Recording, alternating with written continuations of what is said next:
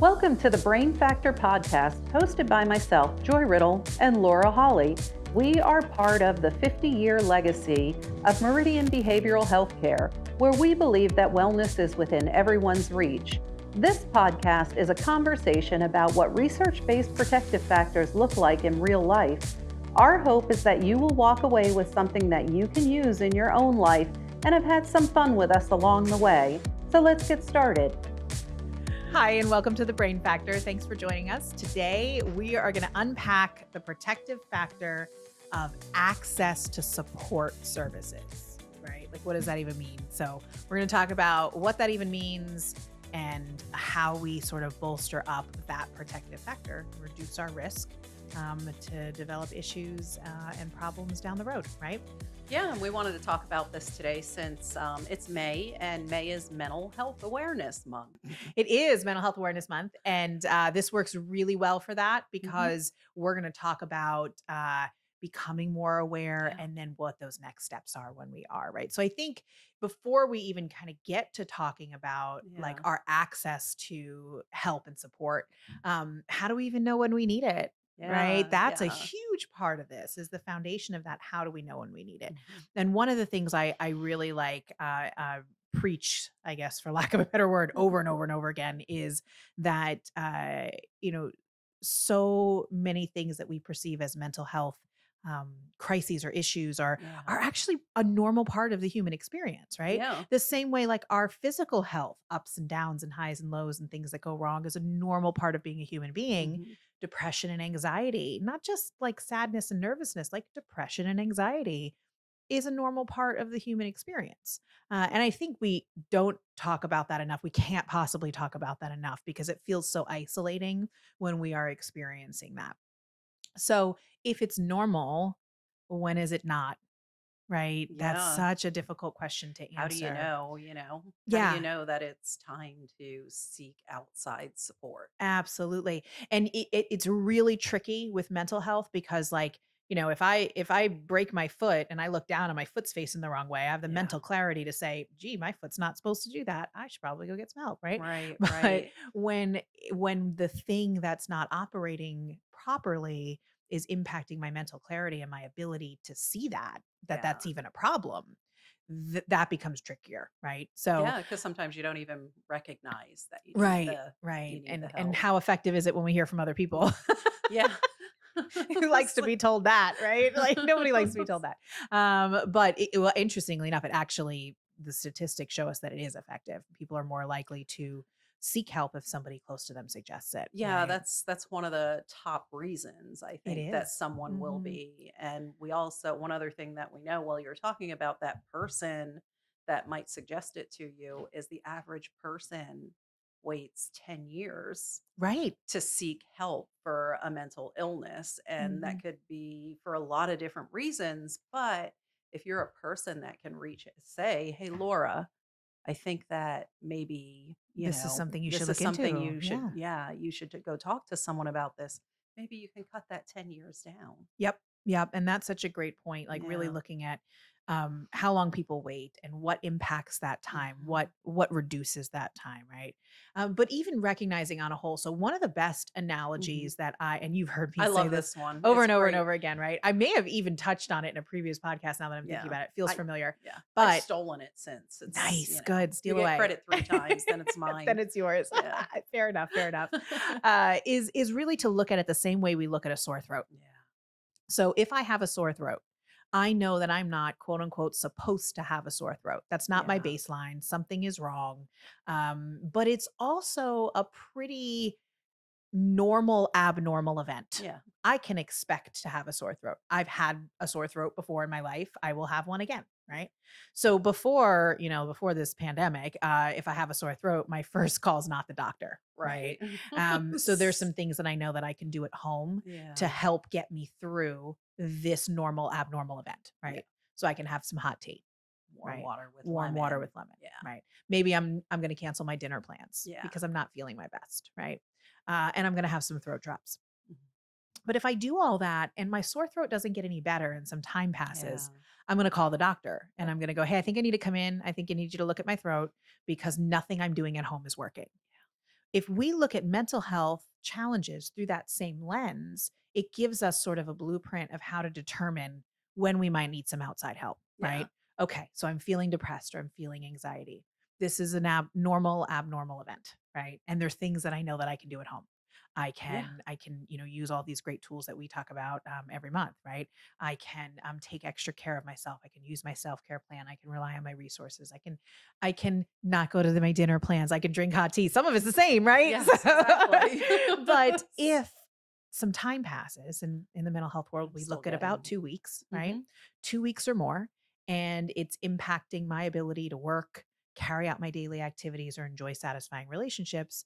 Well, my throat drops aren't working. Yeah. And now I probably need to call the doctor, right? Right. So it's really the same sort of litmus test that you're going to want to put it through, right? You're going to want to see like how long has this been going on and what areas of my Yeah. life is it impacting, and are the things that I know I can do on my own working? Yeah. So I get anxiety every now and then. Mhm. A lot of times it's related to, you know, situational. Sure. Yeah. So it's Mhm. situational and I know it's going to be. And maybe I do some breathing or some other kind of hacks to make things better, like we've talked about in a Mhm. different episode.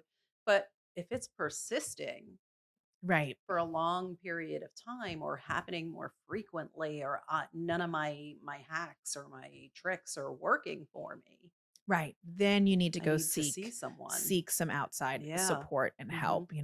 And that's and it's interesting because I experience some anxiety as well. And I think a lot of us get situational anxiety, but I do get anxiety sometimes for, I say seemingly no reason, because there's always Yes, going to be that's some just reason. It's not in my level of awareness. I'll just suddenly feel some anxiety. I'll be yeah. watching television with my husband and I'll just be like, "Ooh, I'm feeling this anxiety," right? And there's things I absolutely know that I can do, right? A lot of times I'm vulnerable to that if I'm not getting enough sleep, right? Yeah. If I'm not drinking enough water and staying hydrated. Yeah. Sometimes it's hormonal for me, right? Certain times of the month I might feel anxiety where I didn't before, right? And so that's usually like a cue for me, like, oh, okay, how am I not taking care of myself to the best of my ability? Mhm. Let me put some of those things back in place and then I feel better. Yeah. Well, if all of a sudden I put those things back in place, I go, you know what? It's none of those things, because I'm still feeling a lot of anxiety and it's not Yeah. getting better. Now I'm having trouble at work and now I'm having trouble at home and now I don't even want to go grocery shopping, right? Okay, maybe I'm going to need to make a phone call now Yeah. because my throat drops aren't working, right? Mhm. So I think that's step number one. If we're going to talk about access to support services, I really think it's three things. It's how do I know I need it? Mhm. What is it? And then how do I get it? Yeah. Right. So now we've kind of covered how do I know I need it? Let Tell us a little bit about what it is. What are support services? Well, support services are anything that's going to support you or intervene in what's going on with you. Yeah. So, um, maybe prescription cough drops, if you had to say Right. it, Like, or pulling out your big guns, seeing your therapist, right. talking with someone at your church, Hmm. talking to a friend. What are those supports in your life, and what's out there in your community that you can Yeah. access when you need help? Yeah, no, absolutely. I think that's important. So I have a friend right now who Hmm. is grieving. She's Yeah. having a very difficult time with the loss of her brother, Hmm. right? And so she's grieving, and grief is unfortunately a normal part of the human It experience as is. well, right? But nothing about grieving feels normal, Mm-mm. right? There's no comfort in that, No. right?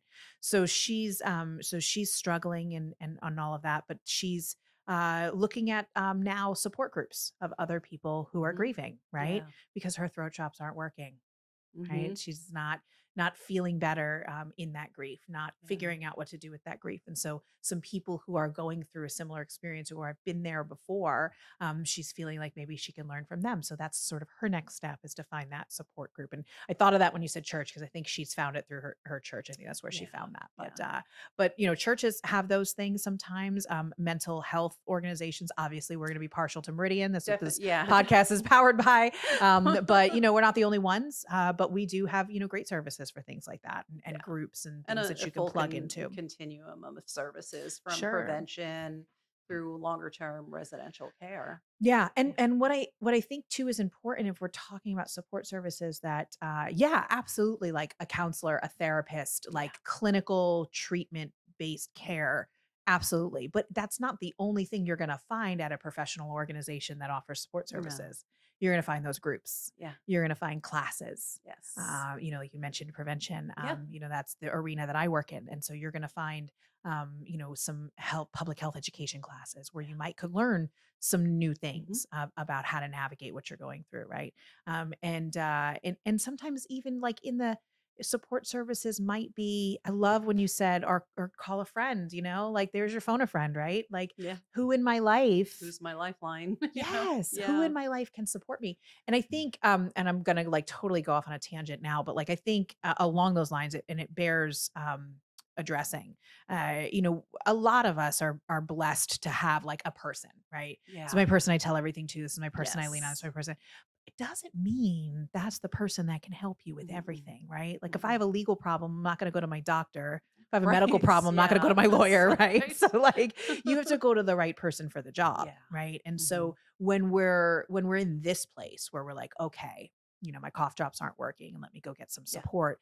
I think it's very important to identify who the best support person is, Well, and I you think, know. speaking from, Meridian's standpoint, again, this podcast is powered by Meridian. So, call Meridian.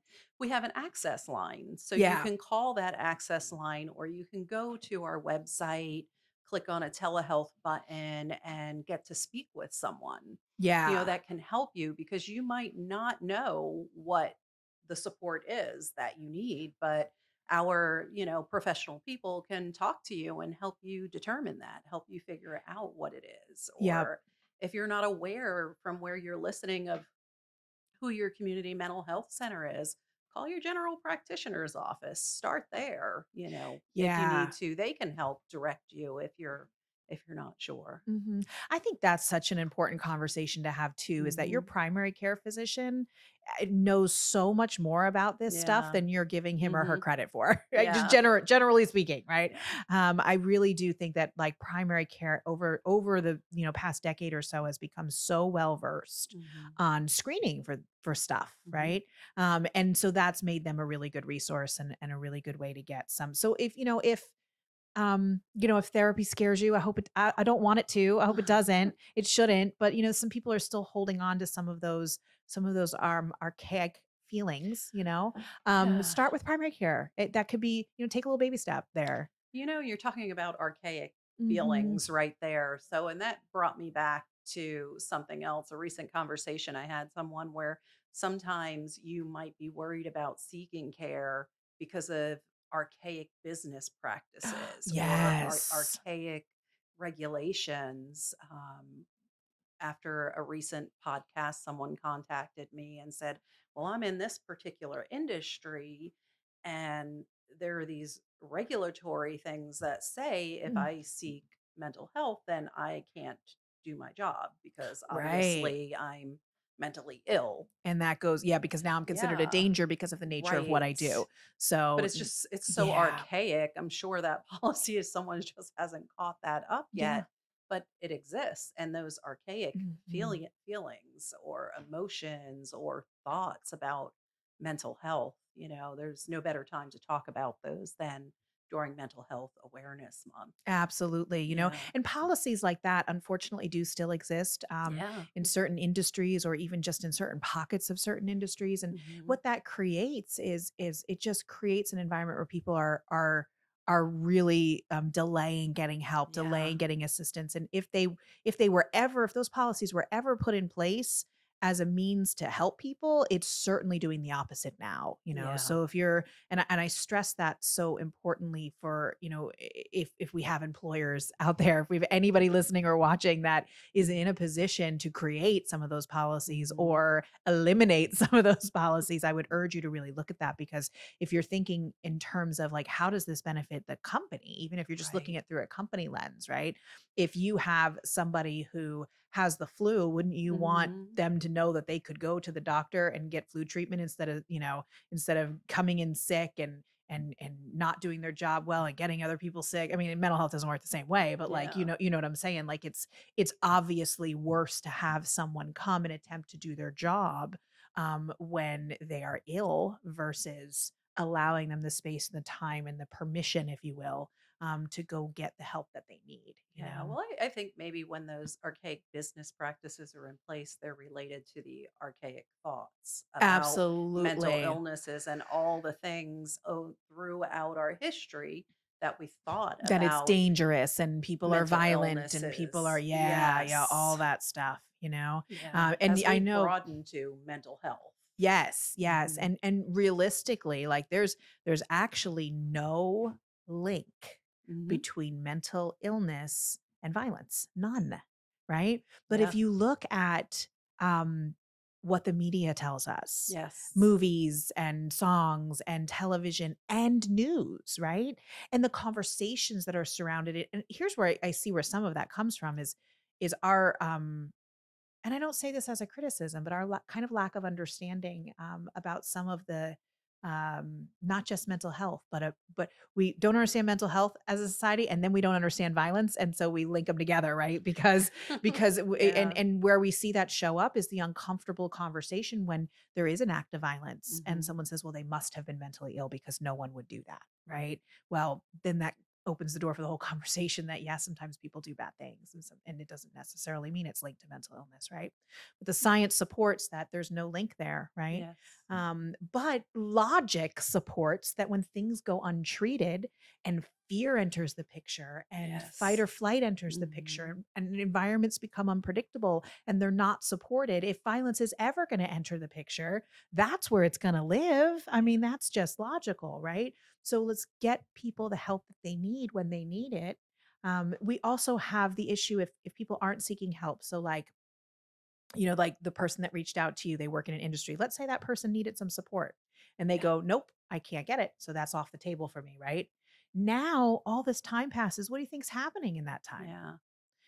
Things are co-occurring, Hmm. maybe self-medicating, right? Negative coping skills are developing. The problem just becomes compounded.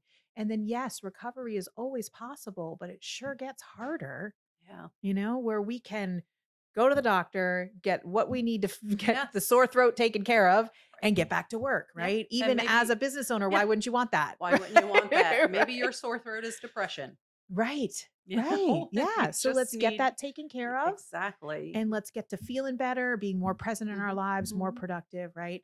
But yeah, that I mean, we kind of got off on a tangent there, but I think it's so reflective of just stigma in general, Yeah. right? So Hmm. much stigma still exists. And I love you were recently asked a question about like why is there still so much stigma, right? Hmm. And I remember we had this like robust conversation in your office recently about like, gosh, that's such a great question, you know? Right. And you gave me, when we had that conversation, you gave me this really great example of a maybe a little bit older woman, not old, but older than these young people that saw her maybe experiencing some type of mental health crisis.